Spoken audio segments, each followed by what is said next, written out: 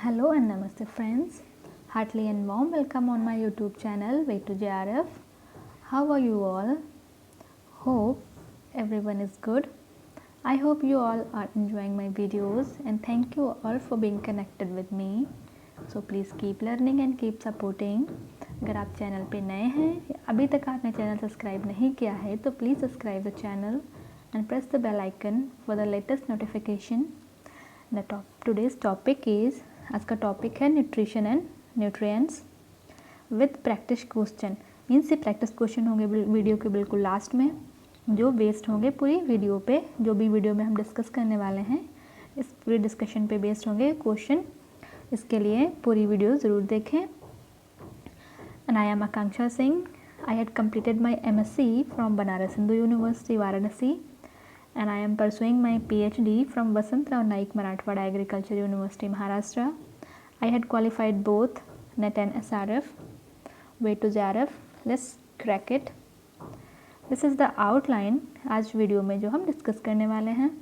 Nutrition, nutrients, macronutrients, then type of macronutrients, carbohydrate, functions of carbohydrate, then fats, functions of fats, and the last में है सबसे most important one liner practice question. And for the practice question please video को लास्ट तक जरूर देखिएगा।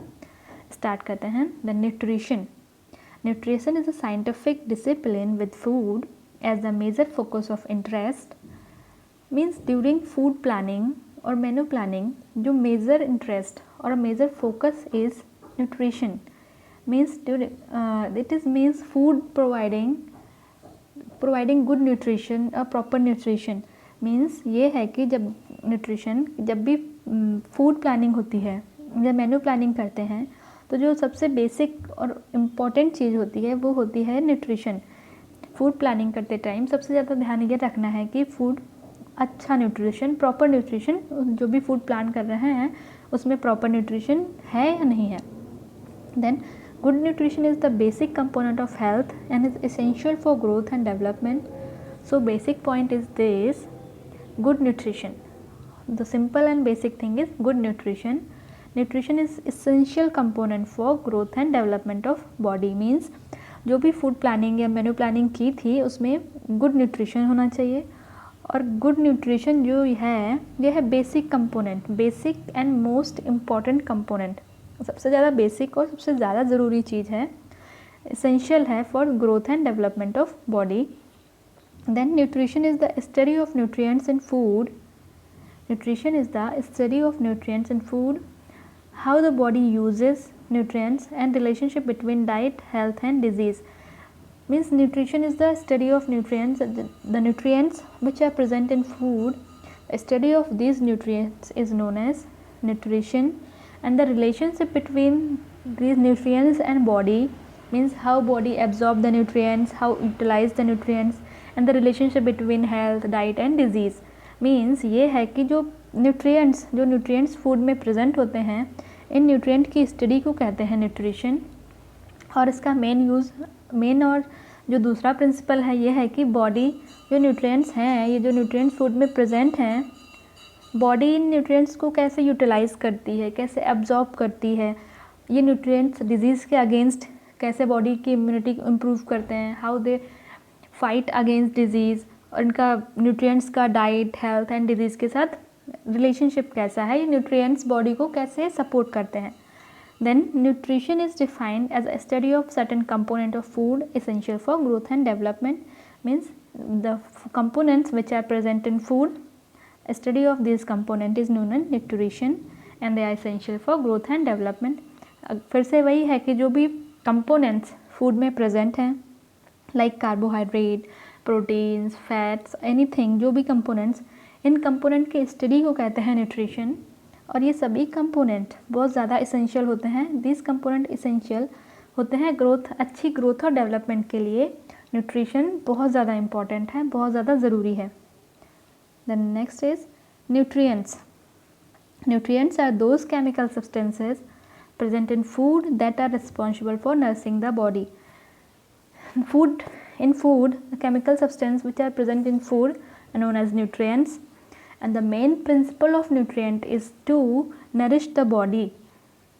Means जो ये केमिकल सब्सटेंस फूड्स में प्रेजेंट होते हैं, इन केमिकल सब्सटेंस को कहते हैं nutrients, like carbohydrate, protein, fat, mineral, vitamin. ये सब जो केमिकल सब्सटेंस फूड में प्रेजेंट हैं उनको कहते हैं न्यूट्रिएंट्स। और न्यूट्रिएंट्स की जो मेन रिस्पॉन्सिबिलिटी या मेन प्रिंसिपल जो होता है कि वो बॉडी को नरिश करें। Then kind of nutrients means type of nutrients, macronutrients and micronutrients. The next macronutrients, nutrients that are required by the body in large amount. जो न्यूट्रिएंट्स बॉडी को लार्ज अमाउंट में ज़रूरत होते हैं, ज़्यादा अमाउंट में ज़रूरत होते हैं, उनको कहते हैं मैक्रोन्यूट्रिएंट्स।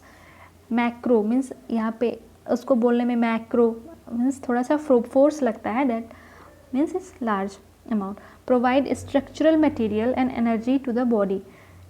द मैक्रोन्यूट्रिएंट्स आर, जो मैक्रोन्यूट्रिएंट्स के एग्जांपल्स हैं वो हैं कार्बोहाइड्रेट, प्रोटीन्स, फैट्स। तो provide structural material and energy to the body means if it is a cell, तो cell is made up of tissues and cell से मिलके tissue बनते हैं। टिश्यू तो इनका जो बेसिक कंपोनेंट है that is protein. Means protein is the basic component और basic unit by due to which cells, जिससे प्रोटीन से सेल्स बनती हैं, टिश्यूज़ बनते हैं। तो प्रोटीन सेल्स को स्ट्रक्चर देता है। सेम इज़ हेयर कि जो मैक्रोन्यूट्रिएंट्स हैं ये स्ट्रक्चर देते हैं and energy. Then second like carbohydrate है, फैट है, ये प्रोवाइड करते हैं एनर्जी। इसलिए जो मैक्रोन्यूट्रिएंट्स हैं बहुत इंपॉर्टेंट होते हैं, जो बॉडी को स्ट्रक्चर देते हैं, मीन्स सेल्स के फॉर्मेशन में हेल्प करते हैं। Then second is energy. जब तक एनर्जी नहीं होगी तो बॉडी वर्क नहीं करेगी। तो लाइक हार्ट बीट कर रहा है, ब्लड, हार्ट में ब्लड पंप हो रहा है एंड रेस्पिरेशन प्रोसेस, ये सब, इस सब के लिए एनर्जी चाहिए होती है। तो कार्बोहाइड्रेट एंड फैट प्रोवाइड करते हैं एनर्जी एंड टिश्यू, प्रोटीन जो है वो हेल्प करता है टिश्यू फॉर्मेशन में। And body source of fat and energy that fuels the life process. Same यही है कि जो ये बॉडी के सोर्स हैं फैट एंड कार्बोहाइड्रेट, ये एनर्जी देते हैं। और एनर्जी जो है फ्यूल मीन्स जो एनर्जी देता है, लाइक जैसे बाइक है, बाइक में पेट्रोल जो उसको एनर्जी देती है उसको फ्यूल बोलते हैं। ऐसे ही ह्यूमन बॉडी के लिए fat and carbohydrate work as a fuel की तरह काम करते हैं, जो लाइफ प्रोसेस है लाइक रेस्पिरेशन, इन सब में हेल्प करता है। विदाउट एनर्जी बॉडी वर्क नहीं करेगी, बॉडी सर्वाइव नहीं करेगी। They include carbohydrate, protein, fats and amino acid. जो मैक्रोन्यूट्रिएंट्स हैं, मैक्रोन्यूट्रिएंट्स इनके एग्जांपल्स हैं carbohydrate, protein, fat, amino acids. अब पढ़ते हैं कार्बोहाइड्रेट्स। कार्बोहाइड्रेट्स आर शुगर्स और polymer of sugars such as starch that can be broken down to simpler sugar by hydrolysis। तो carbohydrate हैं ये शुगर्स या फिर polymer of sugar, like sugar होते हैं या शुगर के कोई कंपोनेंट होते हैं, जैसे स्टार्च हो गया, जिनको through hydrolysis means through the reaction of water, boiling या एनीथिंग, उससे इनको सिंपल फॉर्म में तोड़ा जा सकता है। जैसे कार्बोहाइड्रेट है उसको सिंपलर फॉर्म में ब्रेक किया जा सकता है, इसको कहते हैं हाइड्रोलिसिस। कार्बोहाइड्रेट जो है वो शुगर और पॉलीमर ऑफ शुगर से मिलके बनते हैं and they can be broken down to simpler sugar by hydrolysis. Then carbohydrates can be classified into 3 categories. Carbohydrates defined in 3 categories: monosaccharides, disaccharides and polysaccharide. Mono means 1, di means 2, poly means more than 3. Then आगे पढ़ते हैं monosaccharide. Monosaccharides are also called simple sugar, are the simplest form of sugar and the most basic unit of carbohydrate. The monosaccharides are the basic unit of carbohydrates, means with the help of monosaccharide, when 2 or more monosaccharide combined together they form carbohydrates. So monosaccharide are also known as simple sugar. monosaccharides को simple sugar भी कहते हैं और ये basic unit होती है, बिल्कुल simple form होता है शुगर का। कार्बोहाइड्रेट की जो बेसिक यूनिट है उसको कहते हैं मोनोसैकेराइड। और बिल्कुल सिंपल फॉर्म है, सिंपलेस्ट फॉर्म है, मोनोसैकेराइड है, means 1 compound, only 1 compound. Mono means 1, only one compound है तो एक कंपाउंड को और ज़्यादा ब्रेक नहीं कर सकते हैं। तो जो मोनोसैकेराइड है इनको हाइड्रोलिसिस नहीं होती है, इनमें हाइड्रोलिसिस नहीं होता है, इनको और फर्दर मीन्स इनको थ्रू हाइड्रोलिसिस और छोटे पार्ट में ब्रेक नहीं कर सकते हैं। तो मोनोसैकेराइड में हाइड्रोलिसिस नहीं होता है। The examples are glucose, fructose and galactose, these are the monosaccharide, all are composed of one molecule. सब में ग्लूकोज, फ्रक्टोज एंड गैलेक्टोज सब में एक मॉलिक्यूल होता है। Then next is disaccharides, di means two. अब यहाँ पे 2 सैकेराइड्स हैं तो ये जैसे एक मॉलिक्यूल ये है, तो सेकेंड मॉलिक्यूल ये है, ये दोनों किसी न किसी 2 मॉलिक्यूल हैं तो इनको आपस में रहने के लिए, जुड़ने के लिए कोई बीच में लिंकेज चाहिए।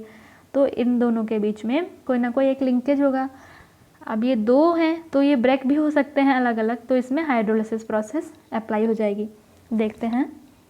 Disaccharide is the sugar form when 2 monosaccharides are joined by glycosidic linkage. Glycosidic means these are the covalent bond. Glycosidic is the covalent bond means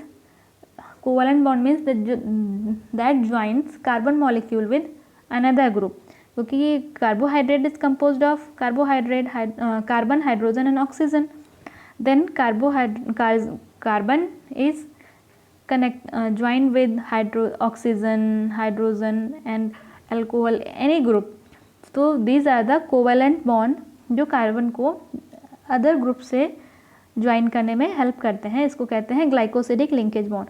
तो disaccharides is the sugar form when 2 monosaccharides are joined by glycosidic linkage. In disaccharide 2 monosaccharides are joined together. जब 2 monosaccharide एक साथ जुड़ते हैं तब बनाते हैं disaccharide. इनका एग्जाम्पल है sucrose, lactose and maltose. And the next are polysaccharide. Polysaccharide means 3 molecule से ज़्यादा मॉलिक्यूल होंगे जब, उनको बोलते हैं पॉली मीन्स बहुत सारे, मल्टीपल। अब यहाँ पे मल्टीपल हैं लाइक 1 2 3 4 5 कितने भी हो सकते हैं, तो they are in the form of line. So they are long chain polymeric carbohydrate composed of 3 or more than 3 monosaccharide unit bound together by glycosidic linkage. Means जो polysaccharides हैं these are composed of, they are made by more than 3 means 3 minimum 3 or more than 3 monosaccharides. They are also bound together by glycosidic linkage. ये glycosidic linkage के साथ, इनमें भी glycosidic linkage होता है, एक दूसरे को जोड़ने के लिए आपस में glycosidic linkage यूज होता है। Means when 3 or more than 3 molecules or monosaccharides combine together, bound together with the help of glycosidic linkage is known as polysaccharides. जब 3 या 3 से अधिक monosaccharide units एक साथ जुड़ते हैं, जुड़ते कैसे हैं, तो ग्लाइकोसिडिक लिंकेज के द्वारा, जिसमें कार्बन के साथ और बहुत सारे ग्रुप्स जुड़ सकते हैं, इसको कहते हैं ग्लाइकोसिडिक लिंकेज। ये सिंगल बॉन्ड होते हैं, सिंगल बॉन्ड को बोलते हैं covalent bonds. These and the examples are cellulose and chitin. Cellulose is the plant source, जो प्लांट सेल्स होती हैं, plant cells are composed of cellulose, और जो सेल्स का जो आउटर स्ट्रक्चर होता है this is chitin. These are the polysaccharides. Then the functions of carbohydrates. The functions of carbohydrates are 1 gram of carbohydrate gives 4 kilocalorie, means 1 gram carbohydrate gives 4 kilocalorie, means 1 gram carbohydrate जब consume करेंगे तो ये देगा 4 kilocalorie. Being the preferred source of energy, carbohydrate spares protein for other body functions, especially tissue building. अभी देखो lastly पढ़ा था कि carbohydrate and fats are the main source of energy and the protein, the main function of protein is tissue building. So when the carbohydrate in diet present in adequate amount, then it left the protein for the, especially for the body building function. Protein to perform protein is main function of protein. means जब carbohydrate diet में proper होगा, adequate amount में होगा, तो carbohydrate body को energy देगा, तो यहाँ पे प्रोटीन सेव होगा। जब प्रोटीन बचेगा तो प्रोटीन हेल्प करेगा टिश्यू बिल्डिंग के लिए। अगर डाइट में कार्बोहाइड्रेट नहीं होगा तो प्रोटीन का ब्रेकडाउन होगा, तो प्रोटीन का जब ब्रेकडाउन होगा तो वो एनर्जी प्रोवाइड करेगा बॉडी को, क्योंकि एनर्जी ज़्यादा ज़रूरी है। जब प्रोटीन एनर्जी देने लगेगा तो इसमें टिश्यू बिल्डिंग नहीं होगी। तो यही इसमें है कि कार्बोहाइड्रेट प्रोटीन, जब कार्बोहाइड्रेट एडिक्वेट अमाउंट में हो गए तो सारी एनर्जी कार्बोहाइड्रेट देगा। तो यहाँ पे स्पेयर मीन्स छोड़ देना। जब कार्बोहाइड्रेट प्रॉपर अमाउंट में होगा तो प्रोटीन को स्पेयर कर देगा। स्पेयर मीन्स छोड़ देना, तो प्रोटीन को छोड़ देगा प्रोटीन का फंक्शन करने के लिए। तो इसलिए कहते हैं इसको protein sparing function. Carbohydrate work as a protein sparing function, means protein को उसको अपने काम करने के लिए छोड़ देना, एंड कार्बोहाइड्रेट अपना मेन काम जो है एनर्जी प्रोड्यूस करना, तो एनर्जी प्रोवाइड करेगा। Means carbohydrate spares the protein for its own principal function like tissue building, and carbohydrate provide the energy. Next is by its fiber it facilitate the excretion of intestinal waste. If in carbohydrate, main source of carbohydrate are cereals and grains, they also rich in fiber. Then the fiber help in the excretion of intestinal waste. Fiber improve the intestinal health, intestinal microflora, which facilitate the digestion process easily and help in the digestion process. Means जो fibers होते हैं ये मिलते हैं, जो carbohydrate होता है, function of carbohydrate, जो कार्बोहाइड्रेट होता है स्पेशली इसका मेन सोर्स है सीरियल्स और ग्रेन्स, और सीरियल्स और ग्रेन्स में फाइबर भी होते हैं। और ये फाइबर जो होते हैं ये इंटेस्टाइनल मीन्स जो इंटेस्टाइनल वेस्ट है, डाइजेशन के बाद जो वेस्ट प्रोडक्ट है उसको एक्सक्रीट करने में हेल्प करते हैं। और फाइबर के और भी बहुत सारे फंक्शंस होते हैं, लाइक इट बाइंड टॉक्सिन्स को बाइंड करके रिमूव आउट करते हैं बॉडी से, एंड ब्लड शुगर लेवल को कंट्रोल करते हैं, एंड जो भी डाइजेशन प्रोसेस को इम्प्रूव करते हैं।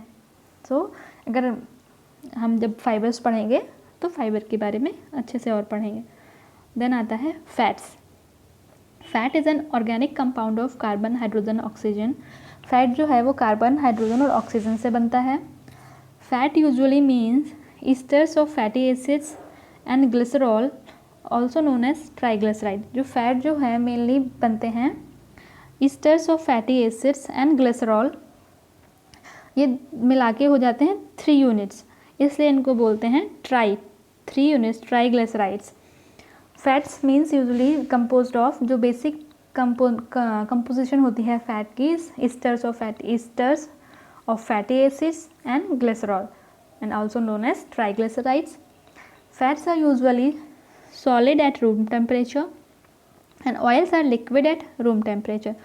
Means जो room temperature, and room temperature is normally 20 degree centigrade.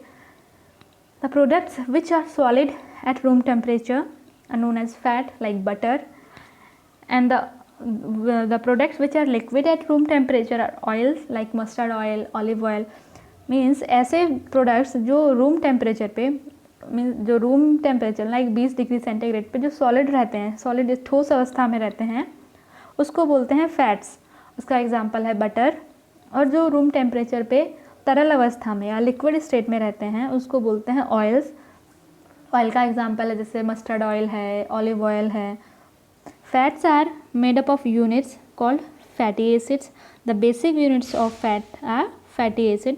Fat जिस यूनिट से मिलके बनता है, जो बेसिक यूनिट्स होती हैं फैट की, उनको बोलते हैं fatty acids. Then function of fat.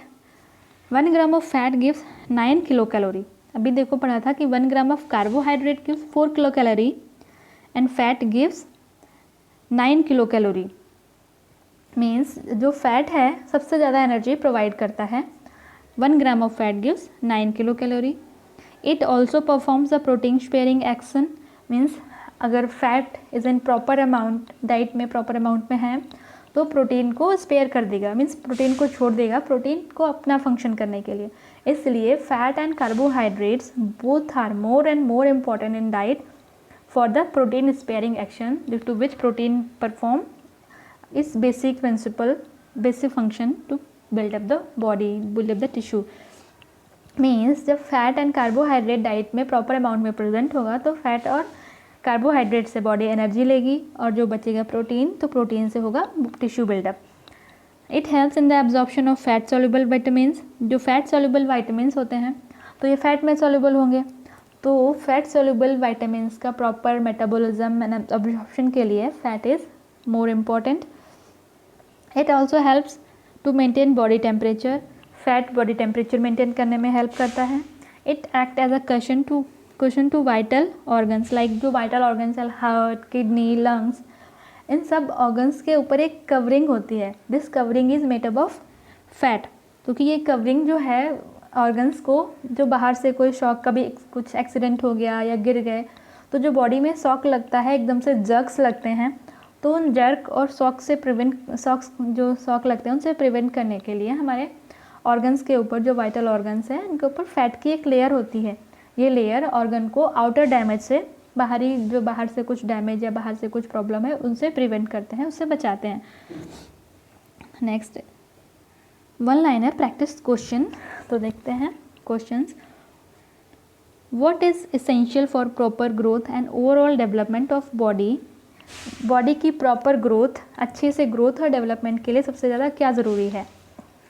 इस न्यूट्रिशन, कि जब भी फूड प्लानिंग या डाइट प्लानिंग, मेन्यू प्लानिंग करते हैं तो सबसे ज़्यादा ध्यान देते हैं न्यूट्रिशन पे, तो इसका आंसर है न्यूट्रिशन।